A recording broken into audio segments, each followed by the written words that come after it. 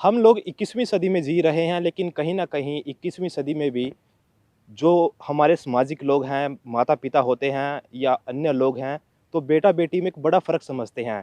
लेकिन हमारे आज कुछ ऐसी बेटियाँ भी हैं जिन्होंने बेटों से कहीं आगे निकल कर अपने देश का नाम विदेशों में रोशन किया है। तो ऐसे ही एक शख्सियत हमारे साथ हैं, अनीता कुंडू जी, जो पर्वत आरोही हैं और उन्होंने ऐसा खिताब अपने नाम किया है जो पूरे भारत में सबसे पहले जो पर्वत की चोटी पे जो सबसे ऊँची चोटी है उस पे चढ़ने का खिताब अपने नाम किया है। तो कहीं न कहीं पूरे समाज को, जो लोग बेटियों को कम समझते हैं, उनका मुँह बंद करने के लिए एक बड़ा संदेश इन्होंने दिया है और जिन्होंने भारत का नाम पूरे वर्ल्ड में रोशन किया। तो हमारे साथ हम उनसे महिला दिवस के ऊपर उनसे विशेष बात करेंगे और जानेंगे कि किस तरीके से उनका ये सफ़र रहा। सबसे पहले मैम आपका ईटीवी भारत पे स्वागत है। थैंक यू आईटीवी भारत को, और जिन्होंने मुझे इस काबिल समझा, और आप हम जैसे जो स्पोर्ट्स पर्सन है उसका स्ट्रगल आप युवाओं तक पहुंचाते हैं। तो धन्यवाद। मैम आपका जो सफ़र, अगर सफ़र की बात करें तो शुरुआती समय में किस तरीके से आपने मतलब ये ऊपर पहाड़ियों की जो चोटी होती है बड़ी-बड़ी उनके ऊपर चढ़ने का निर्णय लिया? किस तरीके से, क्या समझ के आपने, क्या सोच के निर्णय लिया? क्योंकि बहुत सी लड़की होती हैं, सोचती है कि हम पढ़ लिख के कुछ नौकरी लगेंगे, अच्छी नौकरी लगेंगे, डॉक्टर बनेंगे। तो कहीं न कहीं आपने वो ही क्यों चुना? देखिए, सर्विस अलग है। मैं इसको सर्विस के साथ नहीं तोलूँगी कि भाई ये सर्विस और स्पोर्ट्स को हम साथ-साथ लेंगे। स्पोर्ट्स का एक अलग दायरा है, और मैं स्पोर्ट्स में एडवेंचर मैंने क्यों चुना, क्योंकि आपको बता दूँ कि मेरे जीवन का थोड़ा-सा, मैं ख़ासकर युवाओं को, कोई भी काम के बारे में सोचना ही बहुत बड़ी बात होती है। सबसे पहले तो हम उसको अपनी सोच में लेके आते हैं, और फिर सोच के जब उस पे शुरुआत करनी होती है तो वो बहुत बड़ा कदम होता है। जो व्यक्ति शुरुआत कर देता है तो वो कुछ भी कर सकता है। तो जब स्टार्टिंग में जो मेरा जीवन रहा वो नॉर्मल नहीं रहा, क्योंकि सबसे पहले तो एक ऐसे परिवार, मतलब ग्रामीण परिवार में जन्म, किसान परिवार में जन्म, दूसरा फिर एक ऐसे आस-पास का जो माहौल था वो ये नहीं था कि मैं इतनी आगे बढ़ पाऊँगी। बहुत सारी बाधाएँ थी, विपरीत हालात थे, और लेकिन मेरी जो फैमिली थी, वो मेरी फैमिली में मेरे फादर किसान थे, एक नॉर्मल किसान, और मेरे पेरेंट्स थे, उनकी एक सोच थी कि भई लड़का-लड़की में कोई भेदभाव नहीं होता, और हालाँकि वो पढ़े-लिखे नहीं थे, अनपढ़ फैमिली है मेरी। लेकिन मेरे पेरेंट्स, मैं ये कहूँगी कि बहुत ज़्यादा पढ़े-लिखे मैं उनको मानती हूँ, कि उसके बाद मैंने ये मानना शुरू किया कि इंसान के पास कोई ज़रूरी नहीं होती डिग्री, लेकिन उसकी सोच बहुत मायने रखती है। तो मेरे पेरेंट्स ने कभी ये नहीं सोचा कि मैं लड़की हूँ या लड़का हूँ। उन्होंने हमारी फैमिली में, मतलब हम सब बच्चों पर सभी काम बराबर इक्वल करवाए, कि भई ये काम लड़की का नहीं है, ना ये लड़के का है। तो वहाँ से जो मेरे फ़ादर थे, उनका सपना था कि भई मैं एक अंतर्राष्ट्रीय लेवल की खिलाड़ी बनूँ, कुछ अलग करूँ मतलब जीवन के अंदर। तो वो मुझे चाहते थे कि भई मैं स्पोर्ट्स में आऊँ, और स्पोर्ट्स एक ऐसा प्लेटफ़ॉर्म है जहाँ पर आप देखिए, एक आईएएस, आईपीएस एक डिस्ट्रिक्ट तक मतलब वायरल हो सकता है, उसको इतना जान, लेकिन स्पोर्ट्स एक ऐसा प्लेटफ़ॉर्म है जहाँ पर आप पूरे वर्ल्ड के अंदर एक आपका नाम हो सकता है। तो उनका मकसद था कि मैं एक अच्छी स्पोर्ट्स पर्सन बनूँ और मैं ओलंपिक में मेडल लेके आऊँ। तो वो मुझे मेहनत कराते थे, सुबह-शाम प्रैक्टिस कराते थे, खेतों में साथ में काम करवाते थे, यानी उन्होंने मुझे इस काबिल बनाना शुरू कर दिया था। लेकिन अचानक ये घटना होती है, जब मैं 12 साल की थी, तो मेरे फ़ादर का एक एक्सीडेंट में देहांत हो जाता है। तो जो उससे पहले जो मुझे सपने दिखाए थे, जो टारगेट मुझे दिया था, जो लक्ष्य मुझे दिया था, और जो जिस तरीके से मेरी परवरिश हो रही थी, तो एकदम से मतलब कि 90 डिग्री पर चेंज हो जाती है, और वही मतलब कि वो जो मेरी ज़िंदगी थी, पहले वाली ज़िंदगी जिसको लेकर के मैं जी रही थी, मैं पंख लगा के उड़ रही थी, तो एकदम से मेरे सामने ऐसी स्थिति खड़ी हो जाती है कि मेरे सामने इतनी बाधाएँ मुँह बा करके खड़ी हो जाती है, कि जिसका मेरे लिए सामना करना एक 12 साल की उम्र में बहुत मुश्किल था। लेकिन मैं लड़ती गई, और सबसे मेन पॉइंट इसमें ये था कि ठीक 13 दिन के बाद, मेरे फादर की 13 दिन के बाद मेरी शादी की तैयारियाँ शुरू कर दी थी, कि भई मैं बड़ी हूँ, लंबी हूँ, फिज़िकल अच्छा कर रही थी काफ़ी दिनों से, तो उससे मेरी मतलब एक ग्रोथ हो रही थी। तो उस मोमेंट को फ़ाइट करना और परिवार के लोगों के साथ लड़ने का मतलब मतलब उनको अपने विचार बताना, वही मतलब लड़ाई का मतलब यही होता है, कि अगर एक लड़की बोलती भी है तो वही उसके उन लोगों के नाम की लड़ाई हो जाती है। तो उस मोमेंट को एक 12 साल के बच्चे के लिए वो चीज़ फेस करना, मैं ये सोच रही थी कि शायद मेरे पेरेंट्स मेरे को आगे लेके बढ़ेंगे, परिवार के जन हैं जो वो मेरे को आगे लेके बढ़ेंगे, लेकिन वो सब इसके विपरीत हुआ।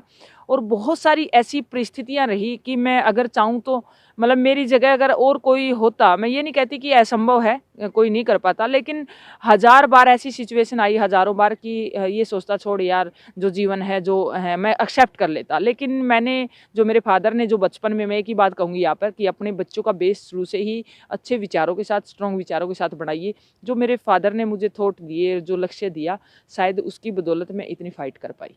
तो मैम एडवेंचर ही आपने क्यों चुना? और भी बहुत फील्ड होती हैं लड़कियों के लिए अगर बात करें।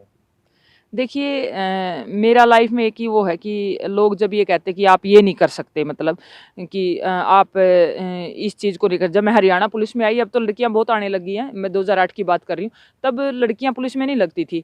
लोगों के एक अलग नज़रिया था जब पुलिस में लड़की आती थी कि वह 24 घंटे ड्यूटी पे जाएगी, ये वो, मतलब कि नेगेटिव नज़रिया था कि लड़की बाहर रहेगी तो पता नहीं क्या कर देगी, मतलब एक थॉट था लोगों का।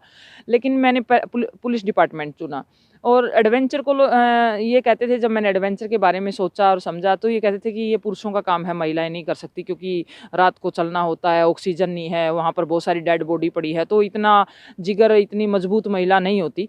तो इसलिए फिर मैंने सोचा कि जो चैलेंज थे, मेरे दोस्तों ने कहा कि नहीं नहीं, मैंने बोला कि मैं ऐसा करना चाहती हूँ, तो उन्होंने कहा कि क्या मजाक कर रही हो आप, क्या वो कर रही है, सवाल ही पैदा नहीं है। तो वहाँ से इस चैलेंज को मैंने एक्सेप्ट किया। मैं हमेशा वो काम करना पसंद करती हूँ जहाँ पर लोग ये कहते हैं कि बिल्कुल भी महिलाएं तो ये काम कर ही नहीं सकती है। तो एडवेंचर की मेरी शुरुआत वहाँ से हुई। और एडवेंचर में मैंने काफ़ी स्ट्रगल किया, मतलब कि जब से मैंने 2008 से मैंने एडवेंचर हरियाणा पुलिस में आकर के मैंने अपने डीजी को लेटर लिखा और मैंने एडवेंचर की शुरुआत की।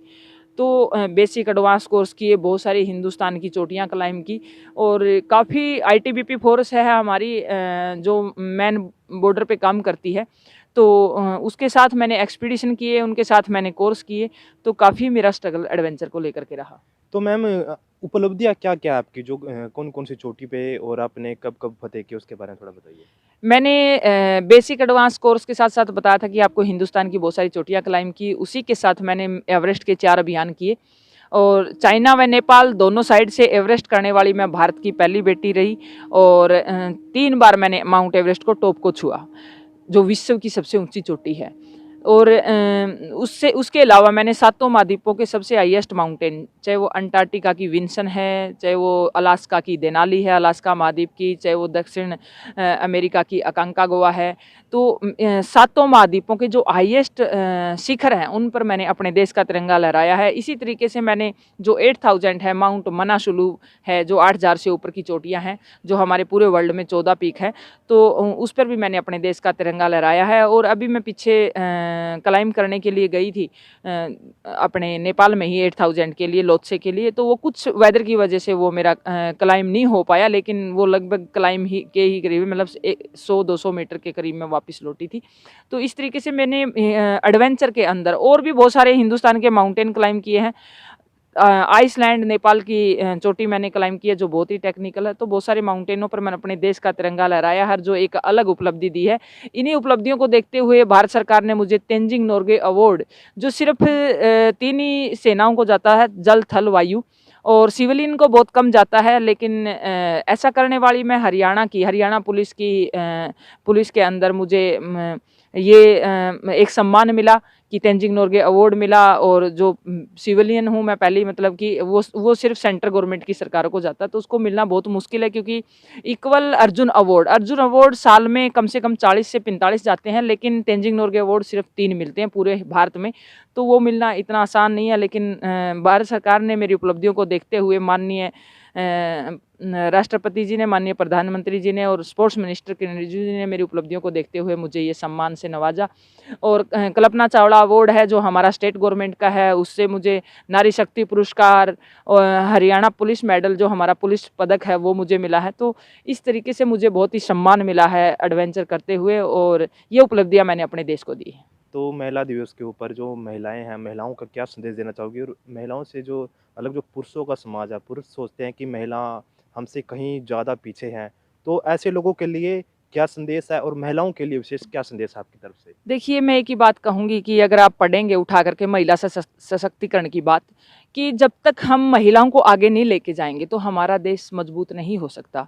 क्योंकि महिलाओं की जो मैनेजमेंट है, आप घर में भी काम करते हुए देखते होगे, अगर आप एक दिन पुरुष के ऊपर डिपेंड कर दे तो पूरा घर अस्त व्यस्त हो जाता है। लेकिन महिला एक ऐसी हर मामले में, चाहे वो आर्थिक हो, चाहे सामाजिक हो, चाहे कोई भी मैटर है, उसको इतने अच्छे तरीके से हैंडल कर लेती है कि पुरुष पे हैंडल नहीं होता है। अगर आप महिलाओं को आगे लेके आओगे तो आप अपने देश को, अपने परिवार को, फिर समाज को, और फिर अपने स्टेट को, और फिर अपने देश को आप बहुत मजबूत कर रहे हैं। और यही पंडित जवाहरलाल नेहरू जी ने यही एक आर्टिकल में उनका पढ़ा था, उन्होंने यही कहा था कि हमारे देश की महिलाएं जिस दिन मजबूत हो जाएगी, हमारा देश उसी दिन मजबूत हो जाएगा। और मेरा ये मानना है कि महिलाओं को आर्थिक रूप से मजबूत करना, पुरुष ये सोचता है कि महिला मेरे से सब काम पूछ के करे, मेरे से सब कुछ, मैं मतलब कि मेहनत वो करे और कैश मैं दूं, मेरे से पूछ के दे, तो ये गलत थिंकिंग है। क्योंकि उनको बराबरी का, कल ने मैं आपको एक छोटा सा एग्जांपल के साथ बताती हूँ, अगर कोई महिला विडो हो जाती है और पुरुष उसको उसके बराबर खड़ा नहीं करता, उसको मतलब चलना नहीं सिखाता, उसको मोटिवेट नहीं करता, उसको आर्थिक के मामले के बारे में कुछ नहीं बताता, तो वो दर दर की ठोकर खाती है, पता नहीं कहाँ कहाँ उसका शोषण होता है, वो अपने बच्चों को पालने के लिए पता नहीं किस दर तक उसको गुजरना पड़ता है। तो मेरा ये मानना है कि पुरुष से भी ज़्यादा, वैसे तो दोनों को ही, लेकिन पुरुष से भी ज़्यादा महिला को आर्थिक रूप से, सामाजिक रूप से, हर मामले में मतलब कि मजबूत होना बहुत ज़रूरी है। और रही बात महिलाओं की, महिलाओं ने भी इन चीज़ों को छोड़ना चाहिए कि हम सिर्फ घर तक सीमित है, उन्होंने बाहर निकलना चाहिए और हर चीज़ के मामले में जानकारी लेनी चाहिए। क्योंकि जब तक महिलाएं उस बारे में जानकारी नहीं लेगी तो मेरा ये मानना है कि हमारे देश का विकास नहीं हो सकता।